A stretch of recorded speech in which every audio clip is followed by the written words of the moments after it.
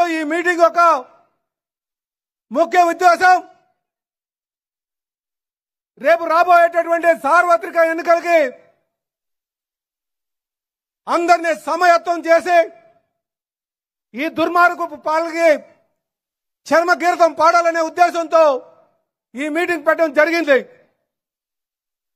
సోదరులారా, గడిచిన 4.5 సంవత్సరాలుగా సుమారు 4 సంవత్సరాలు 10 నెలలుగా తెలుగుదేశం పార్టీ నాయకత్వం ఇచ్చినటువంటి పిలుపు మేరకు అనేక కార్యక్రమాలు చేశాం. ఈ ప్రభుత్వం చేస్తున్నటువంటి దుర్మార్గపు పాలనని ఎండగడుతూ అనేక కార్యక్రమాలు చేశాం. ప్రజా వ్యతిరేక విధానాలపైన పోరాటం చేశాం. ప్రజల పక్షాన్ని నించొని పోరాటం చేశాం. ఈరోజు మనకి ఎన్నికల సమయం వచ్చింది. 4 సంవత్సరాలు 10 నెలలుగా చేస్తున్నటువంటి పోరాటం ఒక వంతు అయితే రేపు 2 నెలల్లో రాబోతున్నటువంటి ఎలక్షన్ ఇదొక వంతు. ఈరోజు ప్రజలందరూ కూడా తెలుగుదేశం పార్టీ వైపు చూస్తున్నారు కనుక ప్రతి ఒక్కరు కూడా నడుం బిగించి రేపు చంద్రబాబు నాయుడు గారిని ఈ రాష్ట్రానికి ముఖ్యమంత్రి చేయాల్సినటువంటి ఆవశ్యకత ఎంతైనా ఉంది. ఈరోజు లోకేష్ బాబు గారు యువత ఎదుర్కొంటున్నటువంటి సమస్యని చూసి వాళ్ళకి భరోసా కల్పించాలని యువగలాన్ని అనే పాదయాత్ర మొదలుపెట్టారు. ఆయన సుమారు 3132 కిలోమీటర్లు నడిచి యువగలాన్ని కాస్త ప్రజాగలంగా మార్చారనే సంగతి గుర్తించాలి.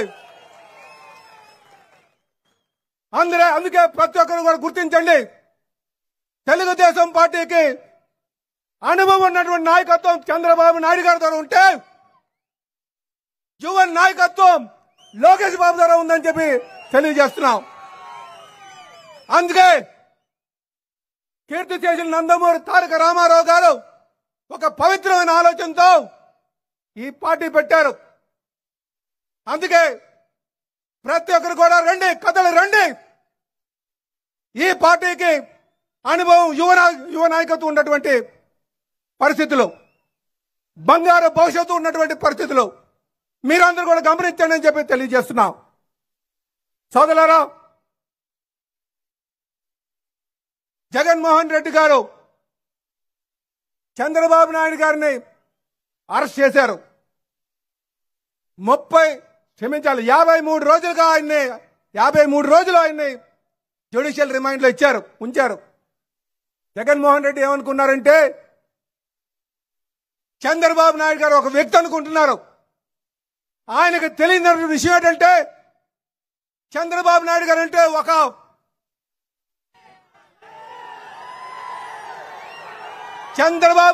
నాయుడు గారు అంటే ఒక వ్యవస్థ. ఆయన మీద టచ్ చేస్తే సుమారు 60 లక్షల మంది నీ పైన తిరుగుబాటు చేస్తారన్న సంగతి గుర్తించుకోని చెప్పి హెచ్చరిస్తున్నాం. ఈరోజు చంద్రబాబు నాయుడు గారిని మీరేమీ చేయలేరు. ఈరోజు ప్రజలందరూ కూడా ఎదురు చూస్తున్నారు. ఇదే సందర్భంగా ప్రజాస్వామ్య విలువను కాపాడాలని ఈరోజు జనసేన నాయకులు పవన్ కళ్యాణ్ గారు చంద్రబాబు గారు నాయుడిని అరెస్ట్ చేసినప్పుడు వచ్చి వాళ్ళ సంఘీభావం తెలియజేశారు. ఈరోజు ఈ సభాముఖంగా వారికి మనస్ఫూర్తిగా మేము ధన్యవాదాలు తెలియజేస్తున్నాం. ఎందుకంటే ప్రజాస్వామ్య విలువను కాపాడడానికి కోసం మరి ప్రజాస్వామ్యవాదులు రావాల్సినటువంటి అవసరం ఉంది. ఆయన ప్రజాస్వామ్యవాదిగా వచ్చి అక్రమ అరెస్టును ఖండించి సంఘీభావం తెలియజేశారు. అందుకే ఈ వేదిక మీద తెలియజేస్తున్నాం, జగన్మోహన్ రెడ్డి గారు గుర్తించుకోండి.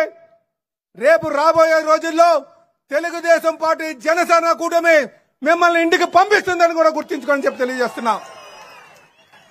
సోదరులారా, ఇందాకన్నా చంద్రబాబు నాయుడు గారు అంటే ఒక వ్యవస్థని, ఆయన ఒక ఎన్సైక్లోపీడియా. ఆయన అనుభవం ద్వారా మనం అనేక విషయాలు తెలుసుకోవచ్చు.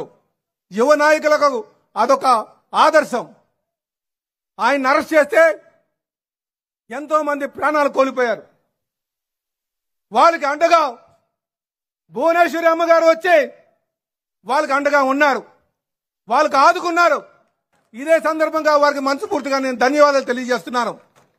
అలాగే ఈ వైసీపీ నాయకులందరూ కూడా తెలియజేస్తున్నాను, ఎక్కడైతే శ్రీమూర్తికి నిందలు వేశారో వాళ్ళకి పుట్టగతులు ఉండవు. ఇది చరిత్ర, ఇది మీరు గమనించండి అని కూడా తెలియజేస్తున్నాం. అలాగే సోదరులారా, ఈరోజు ఎంపీ గారు జాతుల కోసం మాట్లాడుతున్నారు. మీరు ఒకటి గమనించాలి, ఏ జాతి తీసుకున్నా సరే వాళ్ళ మూలాలకి వెళ్తే వాళ్ళకి ఘన చరిత్ర ఉంటుంది, ఏ కులాన్ని తీసుకున్నా. కానీ ఈరోజు సమాజంలో అత్యంత నీచమైనటువంటి విషయం ఏంటంటే, ఎవరైతే ప్రజాప్రతినిధులుగా వచ్చి ప్రజల్ని ఆదుకుంటానని చెప్పి ప్రజా సొమ్ముని కాజేసేటటువంటి వాడు ప్రమాదకరం. ఆ జాతి ఈ సమాజానికి చేయడని చెప్పి తెలియజేస్తున్నాను. మీరు దానికి సంబంధించిన ఈ విధంగా మీకు తెలియజేస్తున్నాను. ఎందుకంటే మీరు కట్టేటువంటి ఎక్కడ చూసినా సరే దేవుడి స్థలాలు ఉన్నాయి, శ్మశానాలు ఉన్నాయి. ఈరోజు మీరు ఒక ప్రజాప్రతినిధిగా ఉండి మీరు అడ్వర్టైజ్మెంట్ చేసుకుంటున్నారు. ఇది తప్పుడు విషయం, మీరు అది గమనించాలని.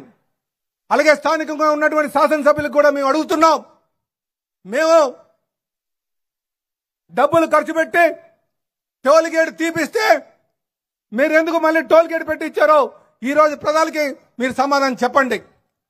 ఎందుకంటే మనం ఎన్నికల్లో వాగ్దానం ఇచ్చాం టోల్ గేట్ తొలగిస్తామని, కానీ ఎందుకో మీరు దాన్ని మళ్ళీ తిరిగి పెట్టించారో ప్రజలకు తెలియజేయండి. ఎందుకంటే మీ మీద ఆరోపణలు ఉన్నాయి, మీరు ఆర్థిక లబ్ధి పొందుతున్నారు కనుకనే మళ్ళీ పెట్టించారని. దీనికి మీరు సమాధానం ప్రజలకు చెప్పాలి. అలాగే సోదరులారా, ఈరోజు స్టీల్ ప్లాంట్ ప్రైవేటైజేషన్ విషయం మీద కూడా వైసీపీ నాయకులు